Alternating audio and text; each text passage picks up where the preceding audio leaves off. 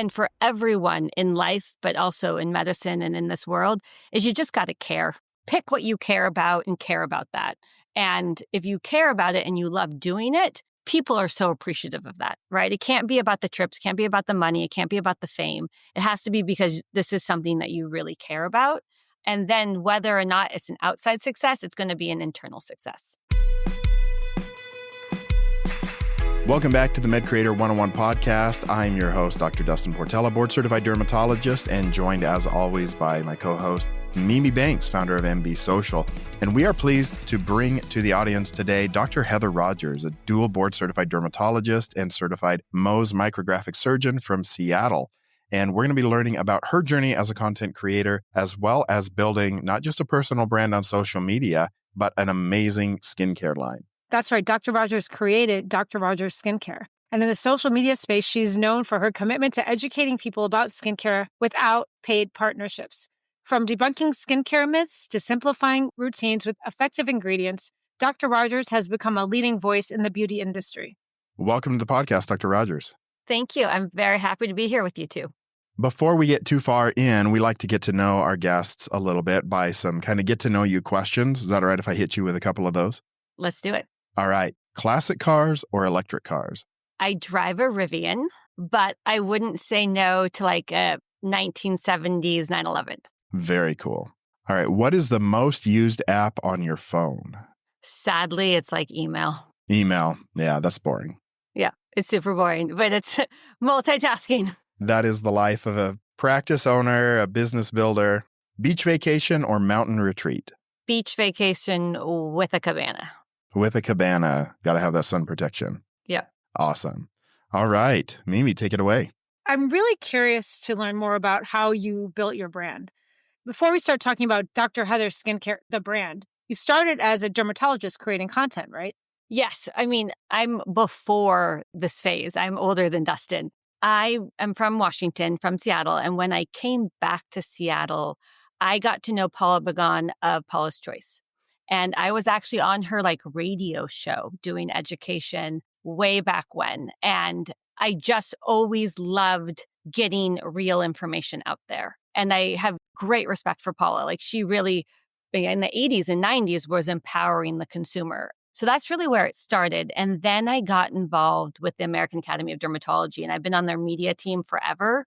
And again, print, like this is before all the social media stuff. I was just interviewed a lot, and I just became known as somebody who was going to like speak the truth. That I was oftentimes the person who would like call bullshit on the snake oil. And a part of those relationships came because I did my residency in Manhattan and made some relationships there. But it really did start primarily trying to be a voice of reason in the beauty industry. So interesting. So then how did you parlay that? So you had a media presence, or as they would say, you're very media friendly. You were comfortable with content, non-traditional now, before it was probably traditional media. When did you turn to social media? So I turned to social media probably with effort after I'd started my skincare line. And the main reason for it was they were happening simultaneously, but I got so frustrated by seeing patients who were so confused. And I would say to this day, my patients are brilliant, have all the resources in the world, and they're so confused about what to do to take care of their skin. And I was seeing the sequelae of that. And it started with like a few just sort of raging posts about people doing stupid things and being frustrated by it. It was very, very quick for me to perceive how appreciated that was. Where just having someone maybe not look the best, not be perfectly lit, but like have an honest, well thought out opportunity and discussion about common problems was just very well received. And so you just started and said, I've seen all of this in my office, and now I want to use this medium to share that with more people. Yes. And really in the last year and a half is when it's taken off. And I mean, I don't know when it was, maybe 3 years ago, Dustin and I were on a panel together, and we rode in the car for 2 hours from Seattle to Vancouver. And Dustin is brilliant, and he's very good at explaining things. And that conversation was really influential to me on sort of how, if you know what you want to do, you can do it, but you have to have a reason. And I think it was pretty soon after that, I started doing AMAs every Sunday. And I get 400, 500 questions a week now of people just wanting answers from someone that they believe is objective. And I actually love answering them. And so that's become my success and how I've built my brand as a trustworthy dermatologic surgeon. And I really speak to aging skin and the aging process. Like, I'm not the person you want to ask rash questions of. I'm a proceduralist. But if you want to talk about lasering, if you want to talk about skin cancer, if you want to talk about looking good at any age, I'm your girl. So you saw this need. When you do these AMAs, are you going live and then answering as many questions as you can during that time? So I started doing it that way and I can't anymore because it became all consuming. So I now isolate time. I try to do a group of 20 questions a week.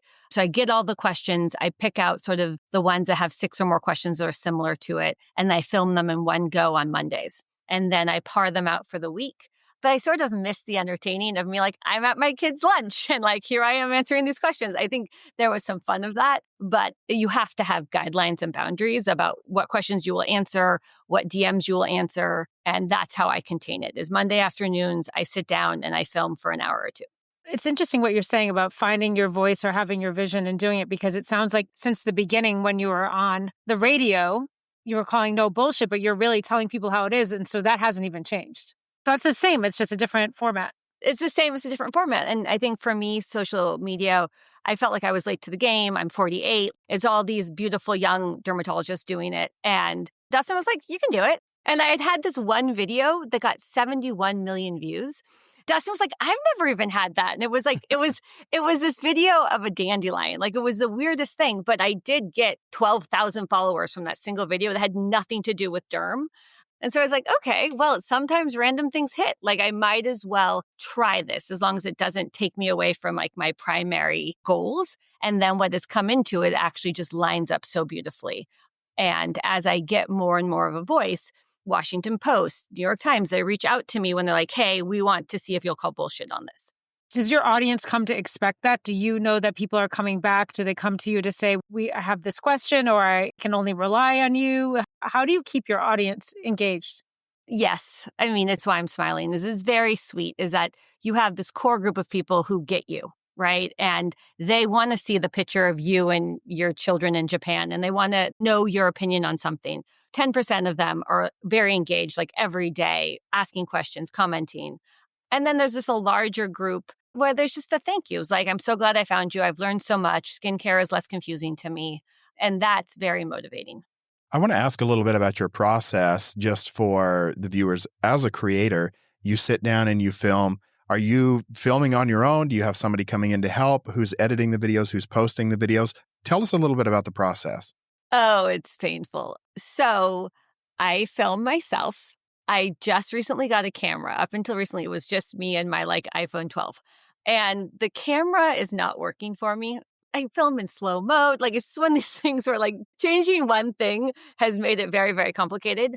As my following grew and the posting became more laborious, I have now hired someone who does the majority of my posting. So I film, give her the raw content. She edits and posts. And then, I respond, but just having somebody who's uploading everything takes away, I would say, 80% of the work. That's great. And how did you find this person? I stalked her on LinkedIn. I'm really good at finding people on LinkedIn. Like, this is a secret talent of mine. And I wanted someone who was an executive assistant because what I do is so medical. They had to have some experience in medicine. So I wanted somebody who had been a social media manager, who had experience in medicine, and it was also a executive assistant. And there was one person in Seattle, and I reached out to her and she took the job. Wow, that's great. So she works for you full time now. So she works for me. She does my stuff. She also helps with Dr. Rogers, my skincare line. And she does do some social media for other medical groups in Seattle. Amazing. And so speaking of your personal brand, you started your brand, which I didn't know this. So your brand came even before your Instagram content. When did that start? What was your goal with creating your line? So I launched my first product in 2015. So we're at 10 years. And I got mad at Aquaphor. So we're all told to use Aquaphor, and Aquaphor for many people works great. It has lanolin in it. I lasered someone. They had a lanolin allergy. And I was like, seriously? Like, really the best? This person just spent $1,500 on me lasering their face. And the best thing I can offer them is petroleum and lanolin. like, this is dumb. And so I decided I was going to make some. And an ointment should be easy. I really thought, I was like, hey, this can't be that hard. Why is this all we have? And I also think living in Seattle, people's interest in a petroleum-free option was really high. I was fine with plain Vaseline, but I wasn't fine with lanolin. And so between those two things, I was like, what would be the best? Like, if you could just do anything, what would work the most? And then I nerded out on PubMed for a long time. And I was like, it needs to have glycerin, it needs to have fatty acids, but it still needs to be occlusive. And I came up with what I thought would work and then had to call a lot of people to convince them to make it. And here we are 10 years later. And here we are 10 years later, and it works. And like, this is the part that makes me so happy is that there was a split-face trial comparing my healing balm to Aquaphor. It was done in Manhattan by Ann Chappis, aggressive CO2 lasering, and my product just blew Aquaphor out of the water, like healed faster, less red, all of these things. And then like a year and a half ago, 2 years ago, I launched my treatments, which is like my vitamin C serum in the morning and my night turnover treatment. And we did a small study before and afters. And like, I looked at those pictures and there was just amazing results and I was so excited. And then yesterday, I have body products coming. Yesterday, I saw my photos for my body products. And like, what I can tell you is I make products that work. Whether or not you want to use them is fine, but that's where my pride comes from. I was like, this works. This makes me happy.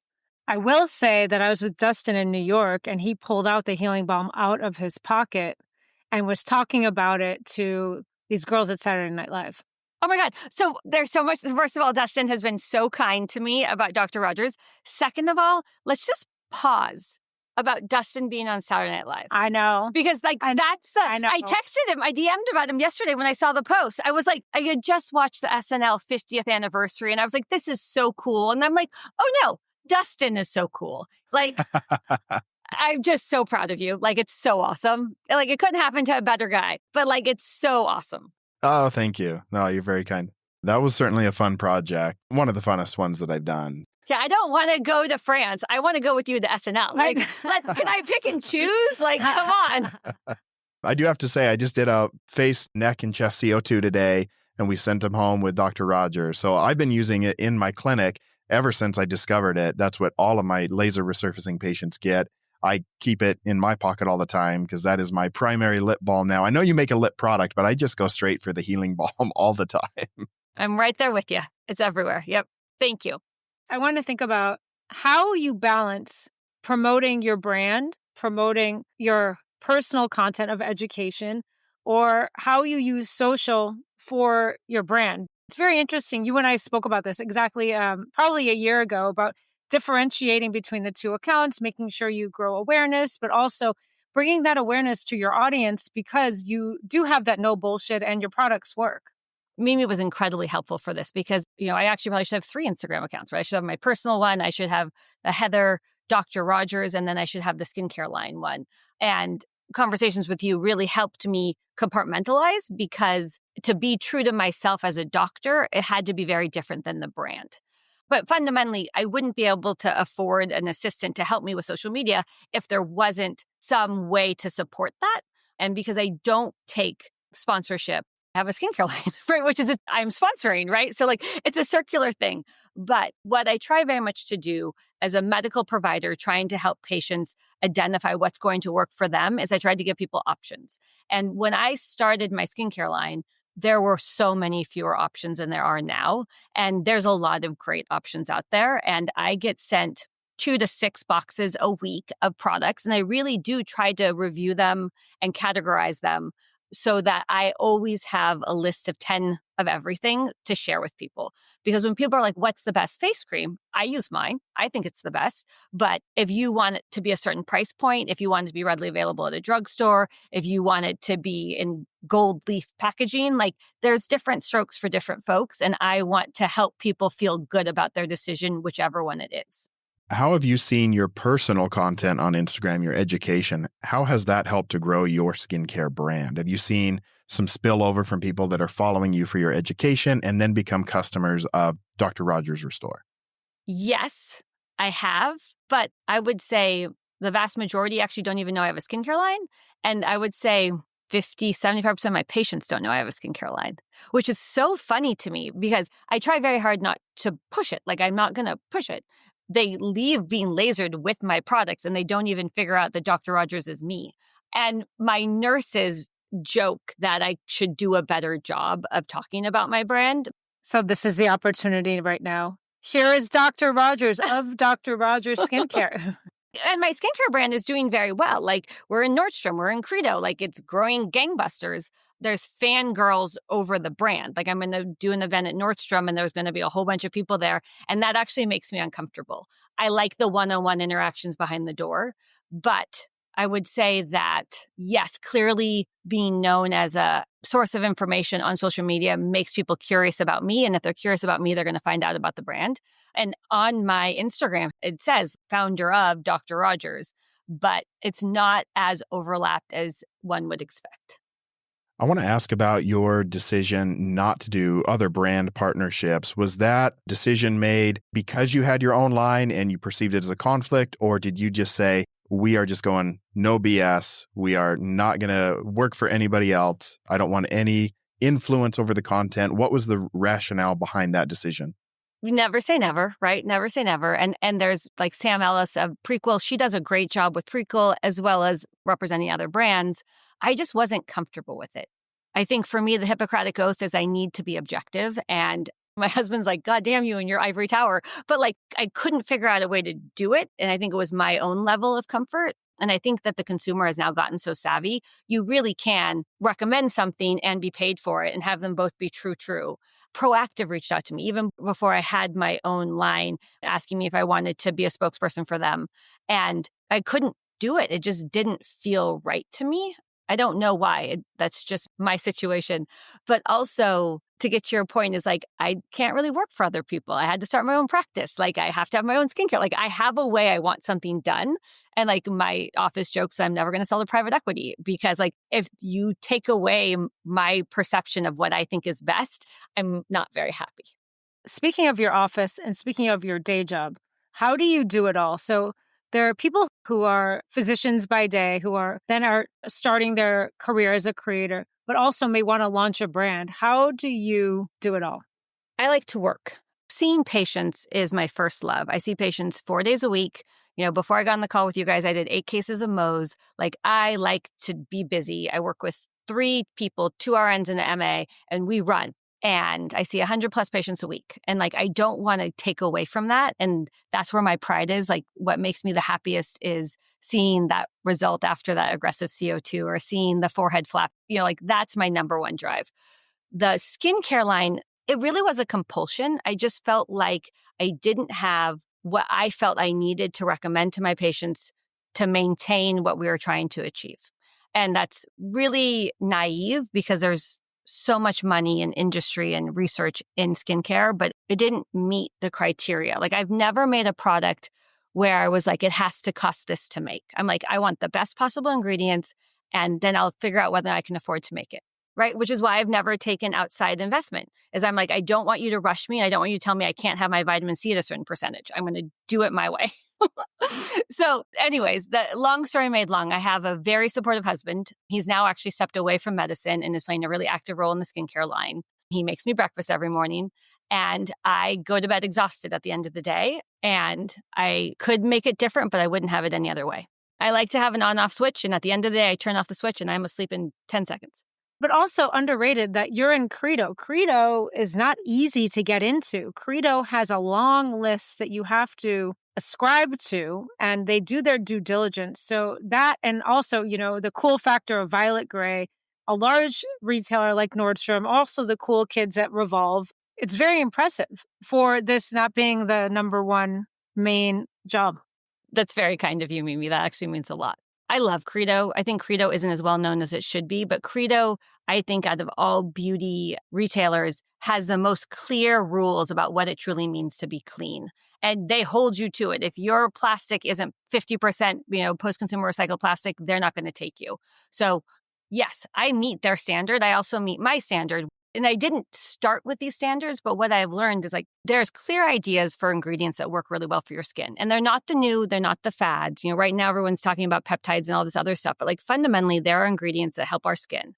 And you want them in a certain percentage. And if you're using those, your skin responds really well to it. But also those ingredients aren't polymers, they aren't petroleum based, they're actually chemical makeups that your skin recognizes and can process. And so all of my products are biodegradable. That wasn't where I started, but that's where I am. And like, that's not a requirement for Credo, but I love the fact that you can coat your body in whatever I'm making, you can flush it down the toilet, and there's going to be no long-term sequelae. And to me, that really is the definition of clean, but no one's going to use it if it doesn't work. So for me, it's like, A, it's got to work, B, it's got to be safe, and then the last one is it's got to be sustainable. And that's why I'm never going to have 40 different products, is I can't do that with everything. Like a waterproof or water-resistant sunscreen would be really hard to do with the current makeup of ingredients and meet those criteria. The thing that impresses me the most, and that I hope that people take away from this episode, is you have approached social media, you've approached your practice, you've approached your skincare line with a certain set of standards that you don't compromise, you don't bend on them. And it just shows that there's many different ways people can have success, regardless of what their endeavor is. If they're trying to build a bigger practice, build their own skincare line, partner with brands, having that integrity and not compromising on it does not compromise your ability to be successful. Oh, well said. Exactly. And for everyone in life, but also in medicine and in this world, is you just got to care. Pick what you care about and care about that. And if you care about it and you love doing it, people are so appreciative of that, right? It can't be about the trips, can't be about the money, it can't be about the fame. It has to be because this is something that you really care about. And then whether or not it's an outside success, it's going to be an internal success. I mean, that summed it up so well. You know, I think it's so nice to hear how excited you get about all of the different facets of work that you're doing. And to bring it back to something that Dustin said, what I think is really important is even going back to where we started about the calling no bullshit, being very straightforward, having your high standards, is really you started a brand before you had your brand.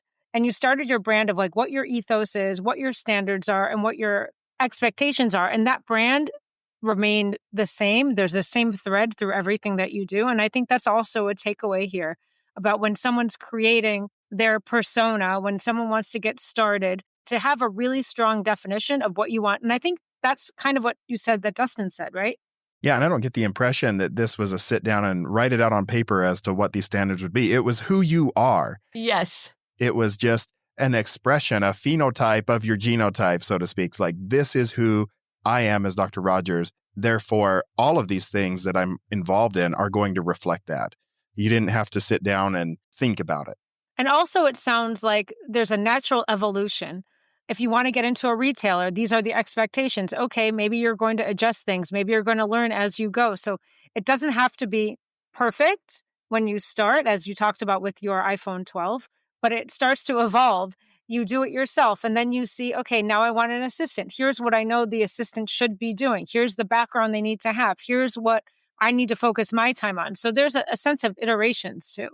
Very much so. And I'm not a marketing person and I'm not a sales person. And my conversations with you a year ago were actually incredibly insightful. It's like, it's easier in some ways for you to tell me what my brand is. As Dustin said, I don't know what my brand is. My brand is that I care a lot. But I also feel like so often people don't want to do the work. And you can't hire someone to help you with a task until you have your ability to understand what that task is. So you can't say, oh, I want you to be my social media person until you've suffered through it and figured out, like, what is this and how am I going to utilize it for the greater good? Then you can teach someone. But if you don't do first, you really can't teach. And then it's not going to have the authenticity it needs to be successful. Could not agree more. And I think that that's a testament to why you have such a strong, loyal community that comes to you week after week, that seeks information from you and that shares those amazing results from your products. It's yielding the same results across what you do. We talked about your sales technique. And as somebody who believes in your products, I think that we wouldn't do ourselves justice if we didn't talk about your amazing products now. And I think people are curious. Can you just share quickly a few of the products, the range, and then I think you have a special gift for the listeners. Thank you. So there are 9 products, and there's sort of 3 different lines. There's a Heal line, which is pretty much just a healing balm. Our joke in my office is if it isn't cured by the healing balm, it's either skin cancer or acne. Otherwise, like literally, it fixes everything. And it's just 3 ingredients, and it just is very, very supportive to the skin.